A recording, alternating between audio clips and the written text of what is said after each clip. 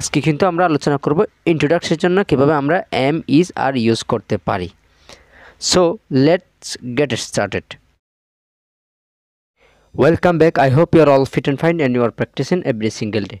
Today we discuss about use of am, is, are. আজকে আমরা day 2 তে am, is, are নিয়ে আলোচনা করব।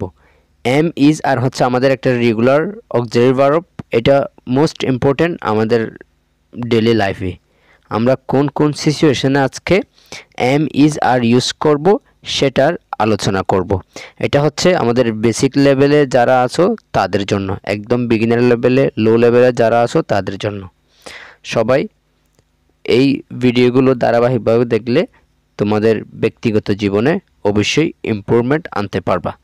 এখন দেখো am, is, are, এখানে তিনটা হচ্ছে অক্সিলারি ভার্ব।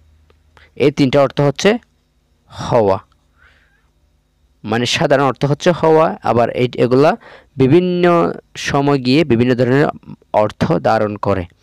এখন দেখো এই তিনটা আমরা ইউজ করব কিসের জন্য? কোনো কিছু বর্ণনা দেওয়ার জন্য, অর্থাৎ ইন্ট্রোডাকশন, কারো যদি পরিচয় দেওয়ার জন্য আমরা am, is, are ইউজ করব। ইন্ট্রোডাকশন দেওয়ার জন্য। আবার কোনো কিছুর টাইম বোঝানোর জন্য আমরা am, is, are ইউজ করব।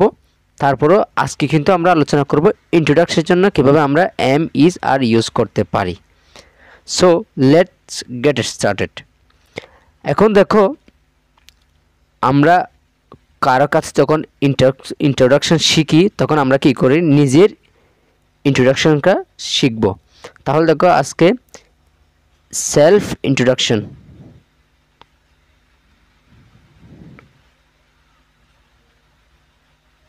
সেলফ ইন্ট্রোডাকশন অর্থাৎ নিজের পরিচয় আজকের এই পুরো ভিডিওটা আলোচনা করব। দেন আমরা সামনে এভাবে আস্তে আস্তে সবার ক্ষেত্রে একটা শিখে নেব। এখন দেখো আমরা ফার্স্ট অফ অল আমরা যেটা ইউজ করব সেটা হচ্ছে 1 নাম্বার, আমরা কারোর সাথে যখন আমরা ইন্ট্রোডাকশন দিই অর্থাৎ আমাদের পরিচয় তুলে ধরি তখন আমরা কি বলি? প্রথমে আমরা কি বলি? নাম বলি। আই এম, এখানে একটা ড্যাশের মধ্যে এখানে যে কোনো একটা নাম দিতে পারো। যেমন আমি এখানে যদি আমিন দিই তাহলে আপনারা যে কোনো একটা নাম দিতে পারো। তাহলে দেখো আই এম, এখানে মেন ফ্রেজ হচ্ছে কি এম এর ব্যবহার, অর্থাৎ আমরা এম কোথায় ইউজ করব এটা দেখানোর জন্য আমরা এই সেন্টেন্সগুলো ইউজ করব। তাহলে নিজের বর্ণনা দেওয়ার ক্ষেত্রে আমরা এম ইউজ করব।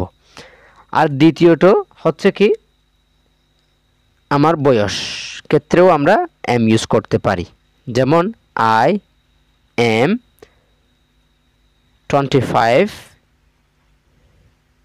ইয়ার্স ওল্ড, অর্থাৎ আমার বয়স 25 বছর, সেক্ষেত্রে আমরা এম ইউজ করছি। তৃতীয়ত যেটা ইউজ করব সেটা হচ্ছে আমি কি করি। ধরো যারা স্টুডেন্ট আছো তাদের ক্ষেত্রে আমরা কি করব? আই এম আ স্টুডেন্ট, অর্থাৎ আমি একজন কি ছাত্র। তারপর আমি কোথায় পড়ি, সেক্ষেত্রে আমরা, তাহলে তুমি যদি ছাত্র হও তাহলে নিশ্চয়ই কোনো একটা বিদ্যালয়তে পড়বা, সেক্ষেত্রে I am at Dhaka college, আমি এখানে ঢাকা কলেজ দিছি।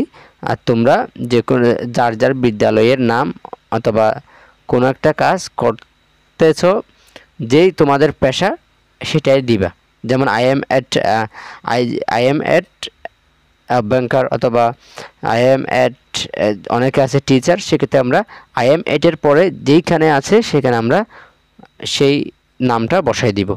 আশা করি তোমরা বুঝতে পারছো। এটা হচ্ছে আমাদের পার্সোনাল ডিসক্রিপশন, অর্থাৎ আমাদের সেলফ ডিসক্রিপশন। আমরা নিজেদের বর্ণনার ক্ষেত্রে আমরা কিভাবে এম ইউজ করব সেটা আমরা আজকে দেখলাম। এখন কথা হচ্ছে আই এর পরে সবসময় এম বসছে, ঠিক আছে?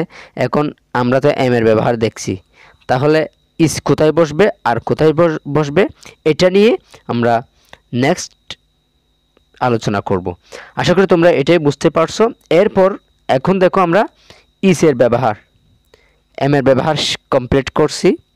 এরপর দেখব কি ইজ এর ব্যবহার, ইজ আমরা কোথায় ইউজ করব। এখন দেখো ইজও কিন্তু আমরা ইন্ট্রোডাকশনের ক্ষেত্রে ইউজ করব। কিভাবে? এখন দেখো আমরা যদি বলি, এখন এটা হচ্ছে সেলফ ইন্ট্রোডাকশন। যদি অন্যজনের ইন্ট্রোডাকশন দিতে যাও, সে একজন, আমিও নয়, তুমিও নয়, অন্য একজন, অর্থাৎ একজন, তুমি একজন ব্যক্তি, আমি একজন ব্যক্তি, তাহলে এই দুজন ছাড়া পৃথিবীতে একজন যে আছে তার ক্ষেত্রে আমরা ইউজ করব। দেখো যদি এরকম বলি, এখন এই 4টা সেন্টেন্স নিয়ে আমরা আলোচনা করলে যদি দেখতে পাই, যখন আমরা ফার্স্টে বলছিলাম আই এম, আমি, এটা বলছিলাম। এখন যদি বলি সে, এ হচ্ছে দিস ইজ ফাহিম, অর্থাৎ সে হচ্ছে, ইনি হচ্ছে ফাহিম। তাহলে আমরা আমরা কিসের ব্যবহার দেখলাম? ইজের ব্যবহার দেখলাম। এরপর আমরা কি বলছিলাম, আমার বয়স 25 বছর, সেটা আমরা যদি তার ক্ষেত্রে বলতে চাই তাহলে হি ইজ 25 ইয়ার্স ওল্ড, অর্থাৎ তার বয়স 25, অর্থাৎ 25 বছর। এখন দেখো তৃতীয় জন, 3 নাম্বার যদি আমরা বলি আই এম আ স্টুডেন্ট বলেছিলাম, তাহলে he is a student, he is a student. তারপর 4 নাম্বার হচ্ছে I am at Dhaka college, সেরকম বলছিলাম, তাহলে কি হবে? He is at Dhaka college dash দিলাম, এখানে যার যার ইনস্টিটিউট অথবা যার যার প্রতিষ্ঠানের নাম শেষে বলে দিবা। এখন মোরাল অফ দ্য, এই যে মোরাল অফ দ্য ক্লাস হচ্ছে কি, আমরা কি শিখলাম এখান থেকে, অর্থাৎ এম এবং ইসের ব্যবহার শিখলাম। এখন একটা হচ্ছে আজ, আর থেকে গেছে। এখন এই আরটা হচ্ছে, এই আরটা বোঝানোর জন্য একটা বিশদ আলোচনা আছে, আমরা সেকেন্ড ক্লাসে অর্থাৎ ডে 3তে আমরা অবশ্যই এটা নিয়ে আলোচনা করব। এটা দিয়ে এম ইজ আর নিয়ে, আর কোথায় কোথায় এম ইজ আর ব্যবহার হয় সেটা আলোচনা করব।